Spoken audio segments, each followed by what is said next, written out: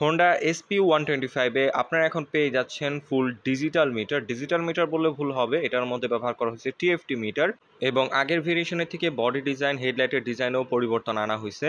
তো আজকের ভিডিওতে জানাবো 2025 ভেরিয়েশনে আপনারা কি কি আপডেট পাচ্ছেন, প্রাইস কত, কোথা থেকে পারচেস করতে পারবেন এবং এটার যত স্পেসিফিকেশন আছে সব ডিটেলস ইনফরমেশন ধারণা দেবো।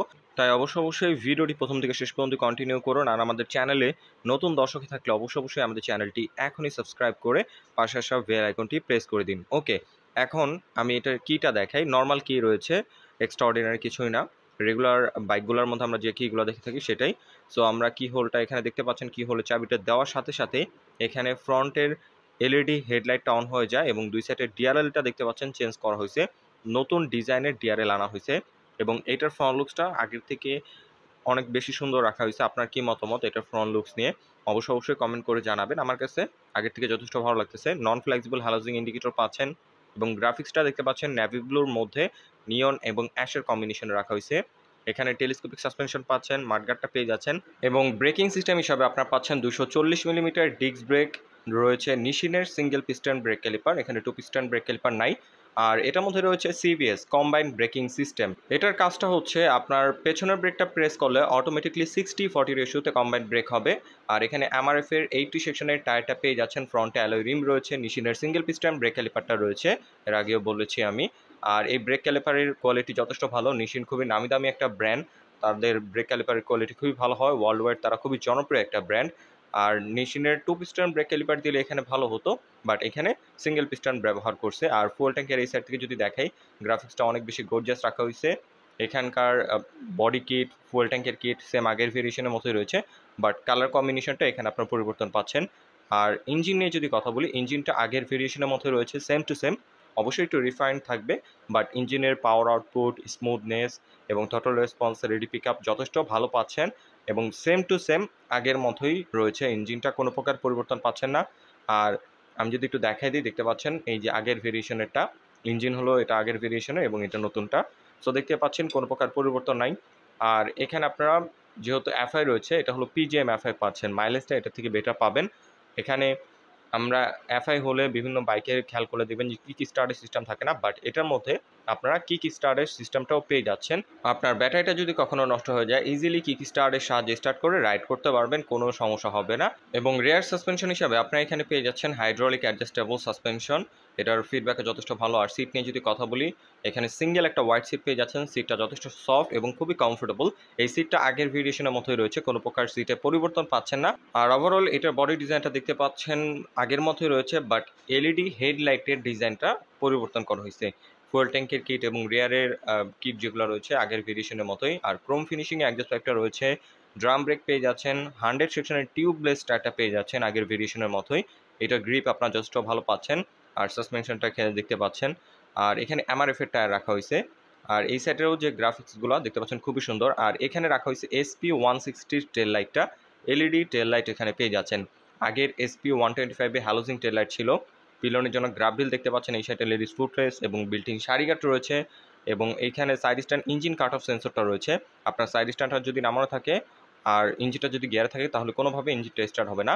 ওকে, আপনার এখন যদি এটার ককপিট ভিউ থেকে দেখাই, দেখতে পাচ্ছেন যথেষ্ট সুন্দর। আর এখানে ক্লাসটা যেটা রয়েছে, ক্লাসটা স্পেশালি খুবই সফট। আর এই সুইচগুলো দিয়ে আপনার মিটারটাকে কন্ট্রোল করতে পারবেন, এটা খুবই দারুণ একটা জিনিস, আগের ভেরিয়েশনে ছিল না। এবং এটার মধ্যে ইঞ্জিন অফ অন করার সুইচটাও পেয়ে যাচ্ছেন। এইগুলোর বিল কোয়ালিটিও খুবই ভালো। এখন যদি এইটার মিটার নিয়ে কথা বলি, এটার মিটারের মধ্যে সব ইনফরমেশন শো করবে।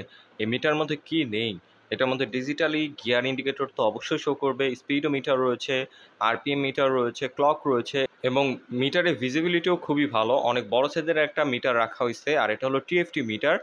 আর অবশ্যই এই সেগমেন্টের মধ্যে এই মিটারটার সহ যদি বাংলাদেশে আসে, আসলেই অনেকটা এগিয়ে থাকবে। কারণ বর্তমানে বাংলাদেশে যে কয়টা ব্র্যান্ডের 125cc সেগমেন্টের বাইক রয়েছে, কোনোটার মধ্যে TFT মিটার পাচ্ছেন না এবং সুইচ গিয়ার পাচ্ছেন না এরকম কন্ট্রোল করার মতো হ্যান্ডেলবারের সাথে। সো এটা খুবই দারুণ একটা জিনিস। আর মিটারের ডিজাইনটা যথেষ্ট সুন্দর, আমার কাছে খুবই ভালো লাগছে। আর মিটারটা আপনার কাছে কেমন লাগছে সেটা অবশ্যই কমেন্ট করে জানিয়ে দিবেন। এটার মধ্যে আপনারা সব ইনফরমেশন শো করতে দেখতে পারবেন আর কি। আপনার যদি সার্ভিসের প্রয়োজন হয়, সার্ভিস এখানে দেখাবে এবং আপনার ইকো মোড যেহেতু বাইকটার মধ্যে রয়েছে, সো ইকো মোডটা ওখানে রয়েছে এবং নিউট্রাল ইন্ডিকেট করবে, গিয়ার ইন্ডিকেট করবে, ফুয়েল কত গেছে সেটা দেখতে পারবেন। কত কিলোমিটার রাইড করেছেন এবং আপনার ফুয়েল যতটুকু আছে অতটুকু ফুয়েল দিয়ে আপনার কত কিলোমিটার রাইড করতে পারবেন সেটাও এটার মধ্যে দেখা যাবে। সো মিটারটা আসলে খুবই অ্যাডভান্স একটা মিটার এবং এই মিটারের ডিজাইনটা আমার কাছে পার্সোনালি ভালো লেগেছে। আর আপনার কি মতামত এটার মিটার নিয়ে অবশ্যই কমেন্ট করে জানিয়ে দিবেন। আর এটার যে মিটারের ইনফরমেশন এবং এটার মিটারের যে আর কি যেসব ফিচার রয়েছে, এই সব ফিচার যদি আমি আপনাদের বলতে যাই তাহলে এক্সট্রা আলাদা একটা ডেডিকেটেড এই মিটার নিয়ে ভিডিওই বানাতে হবে। এটার মধ্যে এত ফিচার রাখা হয়েছে।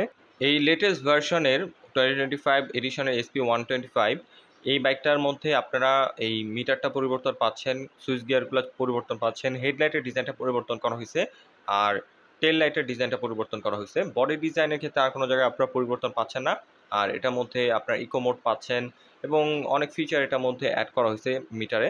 সো এই জিনিসগুলো অ্যাড হয়েছে আগের ভিডিওশনের থেকে, এটা অবশ্যই অনেকখানি অ্যাডভান্স করা হয়েছে। সো আরও কী এটার মধ্যে দেওয়া প্রয়োজন ছিল সেটা অবশ্যই কমেন্ট করে আপনারা জানিয়ে দিবেন।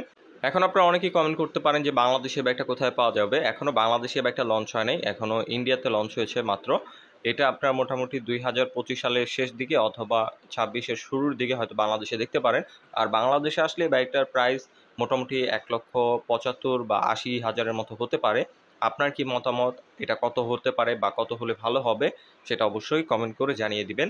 আর বাংলাদেশে এখনও বাইকটা আসে নাই, ইন্ডিয়াতে লঞ্চ হয়েছে আর বাংলাদেশে এটা আসতে অবশ্যই সময় লাগবে। সো আজকের মতো এখানে বিদায় নিচ্ছি। এরকম আপডেট ভেরিয়েশনের বাইকের আপডেট জানতে অবশ্যই আমাদের চ্যানেলটি সাবস্ক্রাইব করে পাশে থাকুন এবং পরবর্তীতে আপনার পছন্দের কোন বাইকটার রিভিউ চাচ্ছেন অথবা ডিটেলস ইনফরমেশন ভিডিও চাচ্ছেন অবশ্যই কমেন্ট করে জানিয়ে দিবেন। আজকের মতো এখানে বিদায় নিচ্ছি, দেখা হবে নতুন কোনো বাইকের আপডেট নিয়ে। সে পর্যন্ত সবাই ভালো থাকুন, সুস্থ থাকুন। আসসালামু আলাইকুম।